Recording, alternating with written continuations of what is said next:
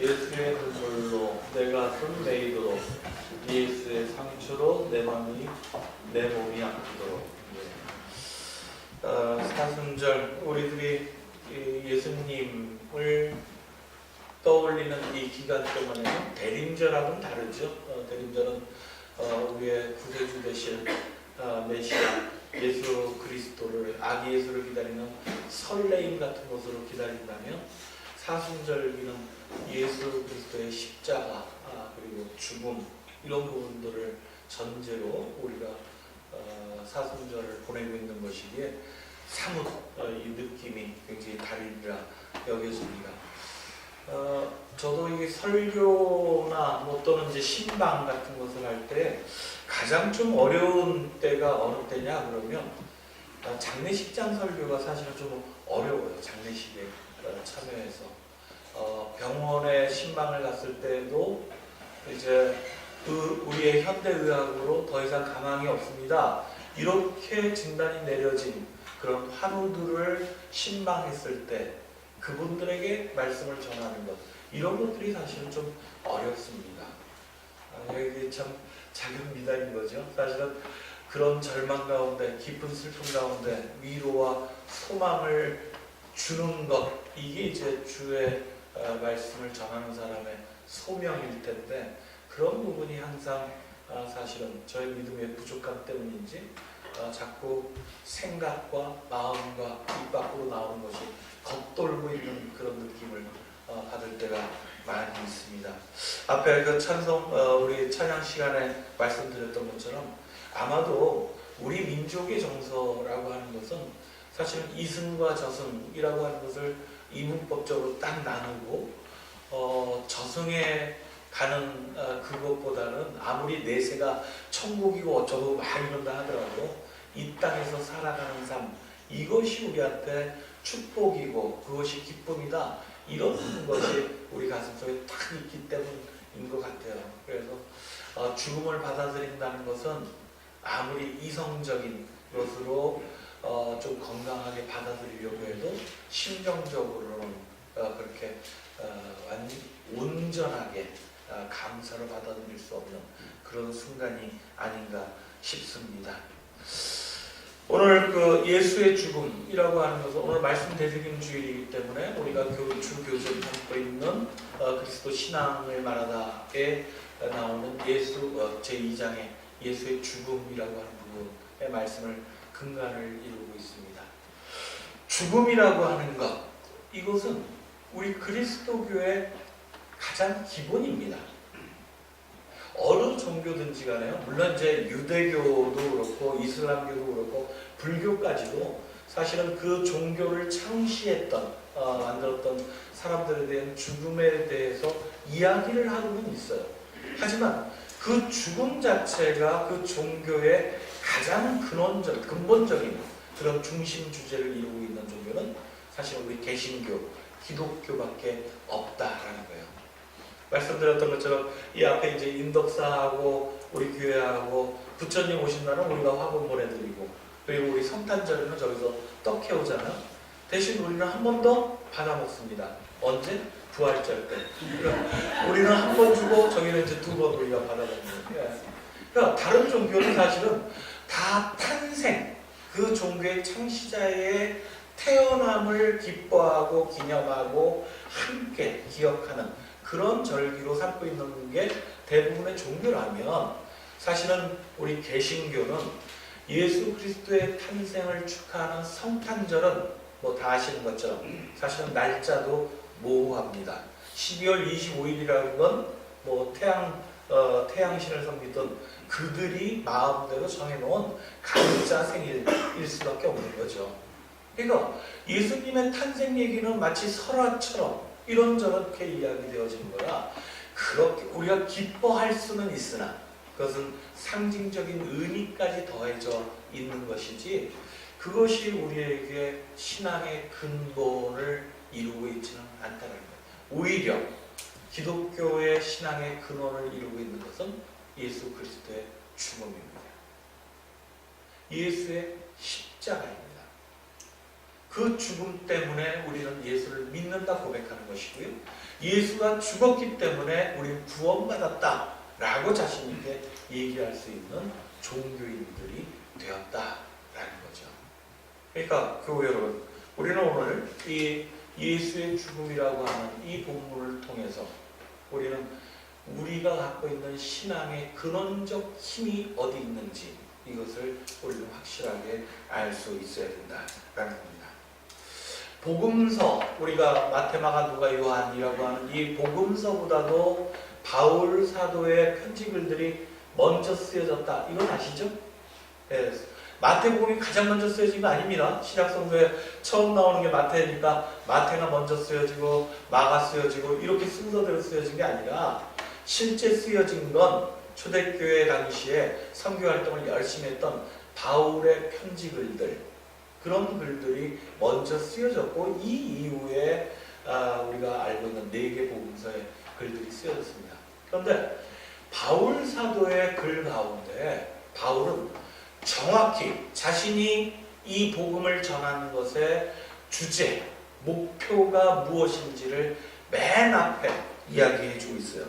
고린도전서 1장이 시작되어지는 딱 거기에 어떻게 되어 있냐면 그리스도가 십자가에 달렸다. 그리스도가 십자가에 달렸다라고 하는 것부터 시작되어서 모든 복음은 시작되어지는 것이고 바울과 같은 사도들의 이 선교의 역사도 시작되어지는 거예요. 그리스도가 십자가에 달리지 않았으면 그 누구도 예수님의 말씀을 복음으로 받지 않고 예수 그리스도를 세상에 전파하려 노력하지 않았다는 겁니다. 십자가에 달려 돌아가셨기 때문에. 더군다나 잘 아는 것처럼 우리는 4개 복음서에 나오는 말씀들도 예수 그리스도의 부활 이후의 이야기나 부활에 관한 얘기는 사실은 한 장 정도 아주 그냥 이렇게 각 공간 복음서에 공이 다 실리지도 않을 정도로 부활의 이야기보다는 오히려 예수 그리스도의 순환, 보통 각 복음서마다 예수님께서 당신이 고난을 받고 십자가에 달려 저들에게 죽임을 당할 것이다 라고 얘기하는 것이 3번 정도씩은 다 나옵니다. 첫 번째 순환 예고, 두 번째 순환 예고, 세 번째 순환 예고 이렇게 나옵니다. 오늘 8장의 말씀도 세 번째 순환 예고에 해당되어집니다. 6장, 7장, 8장 계속해서 예수님의 순환, 당신은 곧 예루살렘에 올라가면 저들에게 잡혀 고난을 받고 죽임을 당하여 그래서 십자가에 달릴 것이다. 그러나 사흘 뒤 부활할 것이다. 이렇게 말씀하고 계십니다. 그렇게까지 우리는 이 예수 그리스도의 십자가 죽음이라고 하는 것이 성서 증거자들에 의해서 그렇고 모든 역사적 기독교의 역사 속에서도 부활이 아니라 오히려 죽음이 우리의 신앙의 근본이다. 계속 강조되어집니다. 이것을 놓치면 안 됩니다. 자, 그렇다면 우리가 이 예수 그리스도의 죽음이라고 하는 부분을 어떻게 우리 지금 21세기를 살아가는 한국교회 그리스도인들은 보편적으로 이해하고 있을까요? 라고 하는 겁니다.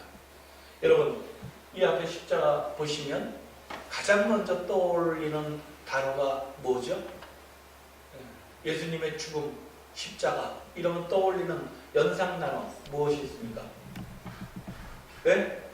부활? 그건 미래지향적인 사람이에요. 예, 또 이거와 같이 네? 가시관, 가시관도 있네요. 또 보편적으로 우리가 예수님의 십자가 지심을 누구 때문에 십자가 졌다고 그래요? 네, 우리 때문에. 여러분 때문은 아니라고 생각하시는 것 같은데.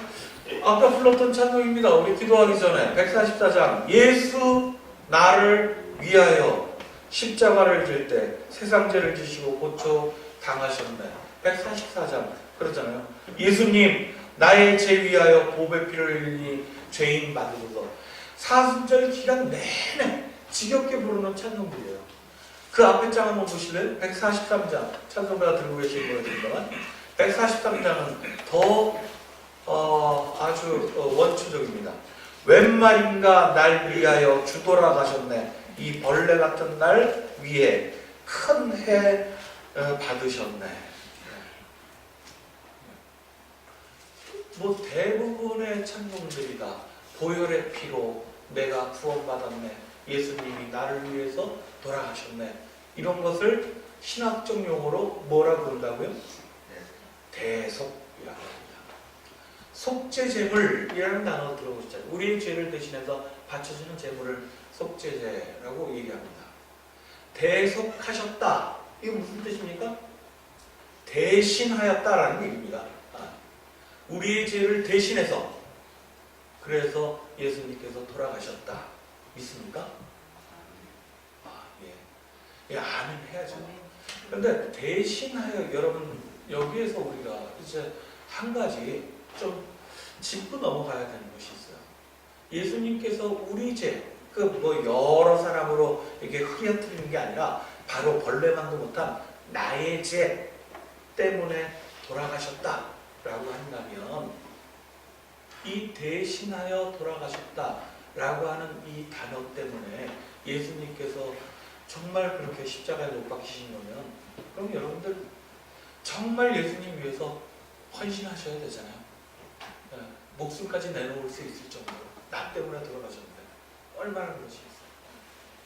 그런데 이 대신하여라고 하는 대속이라는 의미가 우리 기독교 전통에 들어온 지는 사실은 기독교 초대교회가 생겨나고 예수님이 돌아가시고 바로 예수님께서 우리 죄를 대신해서 돌아가셨다 이런 얘기가 나왔느냐? 전혀 그런 게 아니라는 겁니다.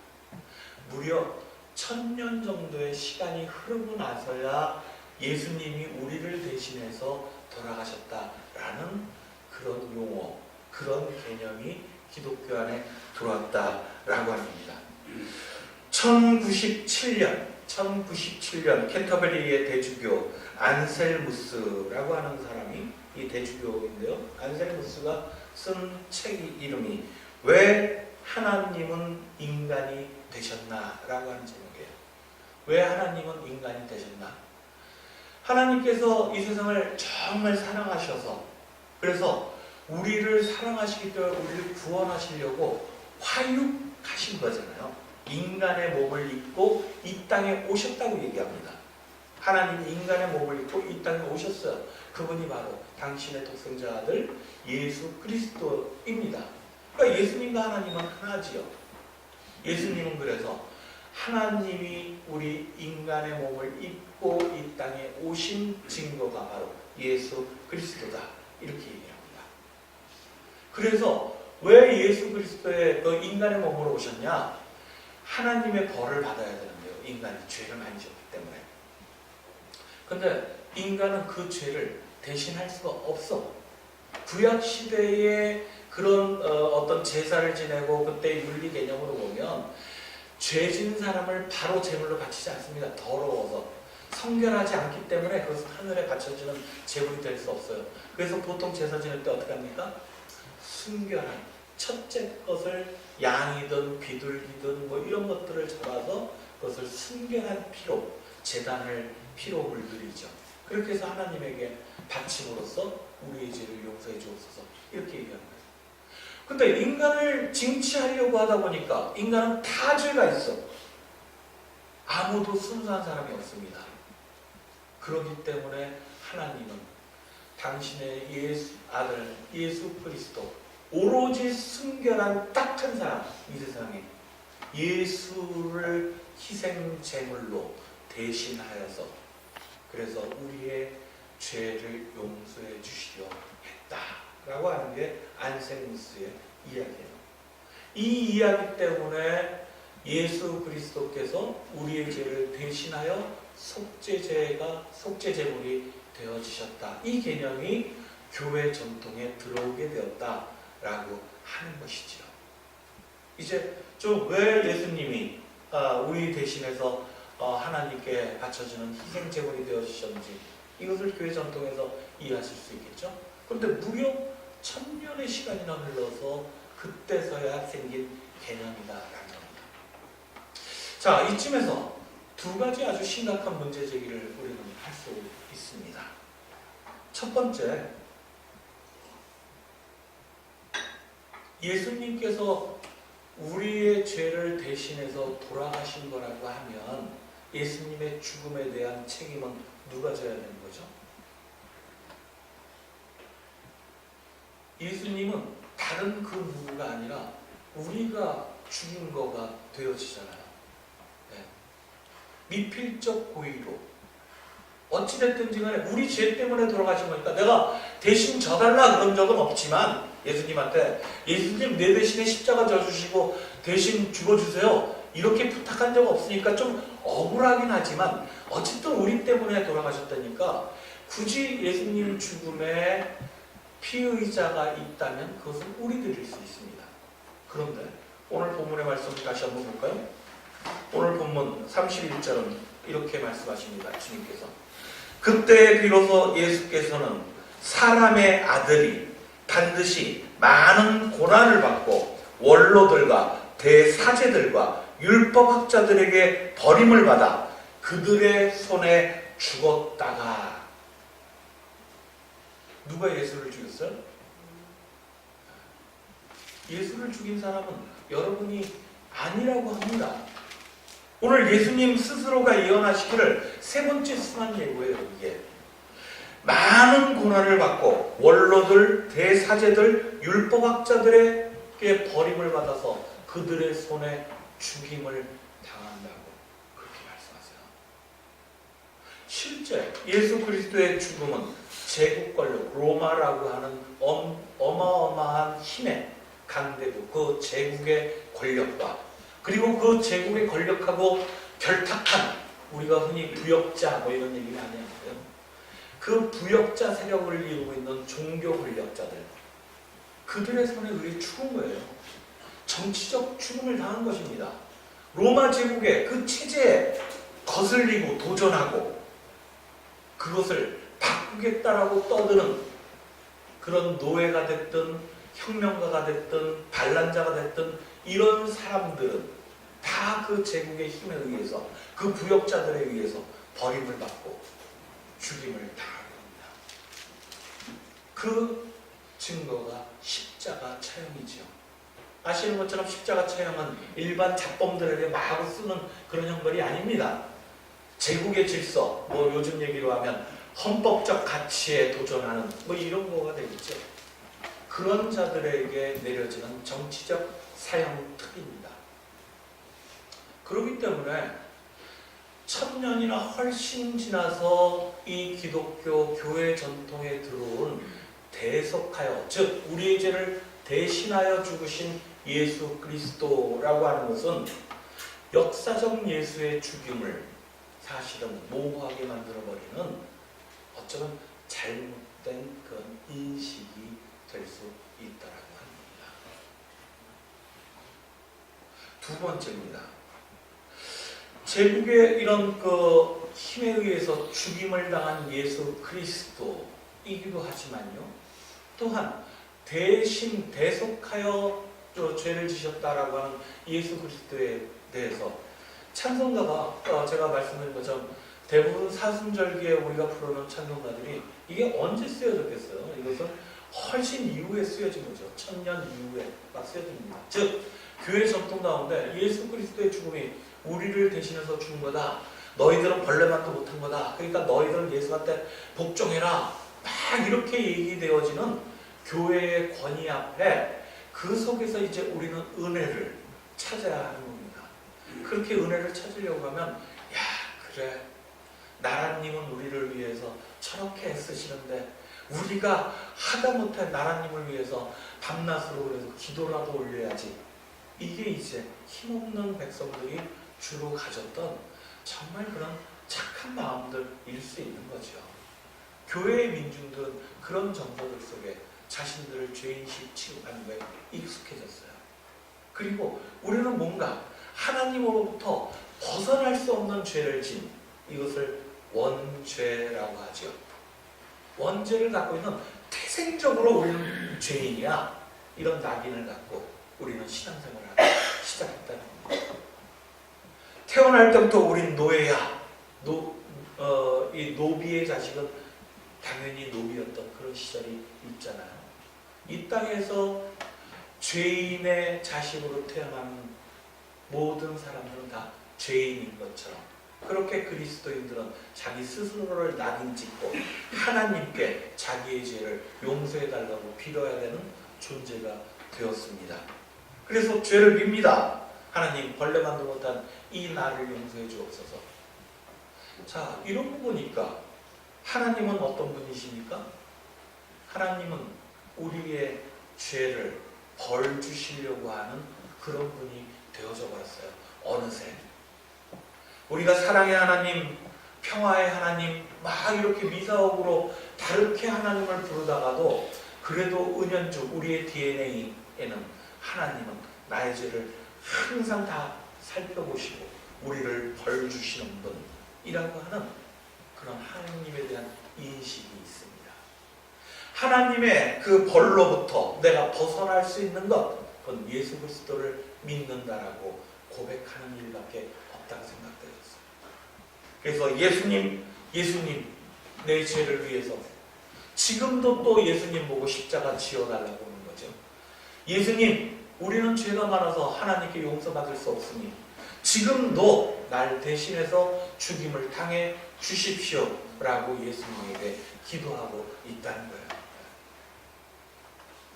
하나님은 과연 그런 하나님이십니까? 우리가 다시 한번 돌이켜 생각해보면 예수 그리스도는 하나님의 존재를 드러내는, 아니 우리의 눈 속에는, 우리의 삶에서는 손에 잡히지도 눈에 보이지도 귀에 들리지도 않는 하나님은 어떤 하나님인가를 우리는 누구를 통해서? 예수님의 삶을 통해서 우리는 짐작해 볼 수 있는 거잖아요. 예수님께서 나의 아버지라 부르시는 하나님은 이런 분이다 라고 예수님께서 활동하셨으니까 3년 동안의 예수님의 삶을 통해서 하나님은 이런 분이구나 라고 우리는 짐작해 보는 거잖아요. 예수님의 3년 동안의 삶이 징벌하시는 하나님을 드러내던가요? 3년 동안 예수 그리스도께서 창녀와 세리와 죄인들이라 취급받는 가난한 약자들 그리고 병자들을 고치시는 그런 예수님의 하루하루가 어떻게 하면 사람들을 벌주고 그들을 괴롭히고 감시하고 이러는 하나님의 모습을 드러내고 있습니까? 복음서에서는 예수 그리스도의 삶을 통해 징벌하시는 하나님의 모습은 한 군데서도 찾아볼 수가 없습니다. 예수님은 하나님의 온전한 계시입니다. 하나님이 어떤 존재인지를 예수님의 하루하루의 삶을 통해서 우리에게 드러내 보여주셨습니다. 그 예수님의 삶은 우리가 여태껏 잘 알고 고백하는 것처럼 가난한 자, 억눌린 자, 병들어 신음하는 자, 죄인이라 낙인 찍혀 오히려 억압받고 그렇게 소외되어져 살아가는 자들을 해방시키고 치유하고 그들을 자유하게 하시는 그런 순간순간을 살았던 분이죠. 이게 바로 하나님의 본 모습인 겁니다. 하나님의 본질은 가난한 자들, 소외된 자들, 병든 자들을 고치시고 그들을 치유하시고 위로하시고 새로운 세상의 변혁의 그 길 속에서 희망을 갖도록 이끌어 주시는 분이다. 하나님은 새로운 세상을 갈망하시는 분입니다. 그렇기 때문에 그 갈망 가운데 속에 그 갈망하는 모든 이들을 향한 사랑이 온전히 그를 감싸고 있는 존재가 하나님이시다라는 거예요. 그래서 우리는 예수 그리스도의 죽음을 대신하여 죽었다라고 하는 것으로만 머물러 있어서는 되어지지 않습니다. 오히려 그것을 100번 양보해서 예수님이 우리를 대신하여 죽으셨다라는 것을 받아들인다 할지라도 그것은 나의 죄 때문에 예수님이 죽었다로 결론되어져서는 안 됩니다. 우리들의 부족함 때문에 우리는 어쩔 수 없이 계속 죄를 짓는 약한 존재는 고백에 머물러야지 예수 그리스도의 죽음에 그 영광을, 그 본뜻을 우리 스스로 덮어버리려 해서는 안 된다고 합니다. 희생이라는 단어는 sacrifice라고 그렇게 얘기합니다. sacrifice, 희생이라고 얘기하죠. 우리가 희생이라는 단어를 우리 사회에서 많이 사용할 때 어떤 때 사용하나요? 나라를 위해서 자기의 목숨을 바친 젊은이들, 그들의 희생이 우리를 눈물겹게 합니다. 큰 불이 일어나거나 큰 재난사고가 일어나는 곳에 쉴 틈 없이 달려가서 자신의 온 목숨을 다 바쳐서 그렇게 불길 속으로 뛰어드는 소방관들, 그들은 자기의 목숨을 다해서 다른 이들의 생명을 구하려 합니다. 우리는 그들의 희생을 숭고한 희생이라 그렇게 부르기도 합니다. 아니 꼭 목숨을 잃지 않아도 다른 이들을 위해서 자신의 시간과 자신의 갖고 있는 모든 것들을 희생하여 나누고 그렇게 버리는 사람들이 있죠. 부모님들도 그런 거잖아요. 우리에게 부모가 눈물겹게 막 엄마, 아빠 이렇게 단어만 생각해도 눈물겨운 건 그분들의 희생이라고 하는 것, 이것을 전제하고 있기 때문에 눈물겨운 거잖아요. 그런데요, 이 희생이 부모의 희생이 부모들 입에서 나오면 약간 우스꽝스러워집니다. 부모가 자식을 향해서 야, 내가 누구 때문에 이렇게 사는지 알아? 다 너 때문이야. 이렇게 윽박지르듯이 자신의 희생을 스스로가 드러내면 이것은 아이들에게 잘 받아들이기 어려운 그런 얘기가 될 수 있잖아요. 희생이라고 하는 sacrifice, 이 단어는 사실 sacred라고 하는 단어, 즉 성스럽다라고 하는 단어와 영어로는 form일 텐데요. form은 뭐죠? 만들다 이런 겁니다. 성스러움을 만들다라고 하는 단어가 sacrifice 합쳐져서 희생이라고 하는 단어로 나온다고 해요. 이게 뭐죠? 그렇게 보면 우리가 하나님께 드려지는 우리의 제물은 그렇게 드려짐으로써 성스럽게 되었다라는 거예요. 예수 그리스도께서 자신의 삶을 하나님께 제물로 바침으로써 거룩한 것이 되었다라고 하는 겁니다. 군인이나 소방관이나 남의 생명을 위해서 자신을 희생하는 사람들의 그 거룩한 정신이, 그 희생 정신이 세상을 거룩하게 아름답게 하나님의 존재를 그렇게 드러낼 수 있다는 겁니다. 그런데 잊지 말아야 되는 것이죠. 이런 희생 정신은 무엇을 바탕으로 합니까? 그 희생 속엔 세뇌되어진 어떤 국가관이나 이런 것으로 되어질 수 없습니다. 온전한 희생은 오로지 이타적인 마음, 사랑에 근거할 때만 그 희생은 성스러운 것으로 만들어질 수 있는 것이죠. 그래서 요한복음 3장 16절, 우리가 너무나 잘 아는 구절처럼 하나님이 세상을 이처럼 사랑하사라고 하는 단어에 나오는 이 사랑이 하나님이 예수 그리스도를 보내신 이유입니다. 예수 그리스도가 십자가를 지신 이유입니다. 예수 그리스도가 비록 로마 제국과 거기에 결탁했던 부역했던 종교 권력에게 죽임을 당했다고 하지만 스스로 능동적으로 죽임이 당하는 길을 걸어갈 수 있었던 이유, 죽는다는 것을 알면서도 갔었던 이유, 그것은 사랑 때문입니다. 교회 여러분, 그러니 우리는 이제 결론에 도달해야 합니다. 예수의 죽음은 우리의 죄를 대신하여 죽었기 때문에, 그것 때문에 왜 나 때문에 돌아가셨을까 자책하고 괴로워하는 것에 머물러 있는 그런 유아적, 아니 의식적으로 만들어진 교회 전통의 신앙생활이 아니라 예수 그리스도가 뜨겁게 자신의 목숨을 다 바쳐서 사랑했던 이 땅의 수많은 민중들, 잘못된 역사, 그리고 모든 체제들에 우리도 분노하고 그 속에서 더 깊은 사랑으로 나를 희생할 수 있는 결단의 순간들을 매일같이 가져야 되는 것이죠. 그것이 이 사순절기를 살아가는 우리들의 발걸음이어야 합니다. 매일같이 하나님의 영광을 드러내기 위해서 당신에게 주어진 그 잔을 사랑으로 받아 마실 수 있었던 예수 그리스도, 그의 십자가 죽음과 그의 부활의 영광이 오늘 이 시간도 그의 희생을, 예수의 죽음을 통해서 우리에게 증거되어지길 바라는 이 땅의 큰 사랑이 오늘 우리 지평의 교우들, 우리 모두의 순간순간마다 나타나기를 간절히 바라면서 이 말씀을 나누었습니다. 함께 말씀 기억하시면서 묵상하도록 하겠습니다.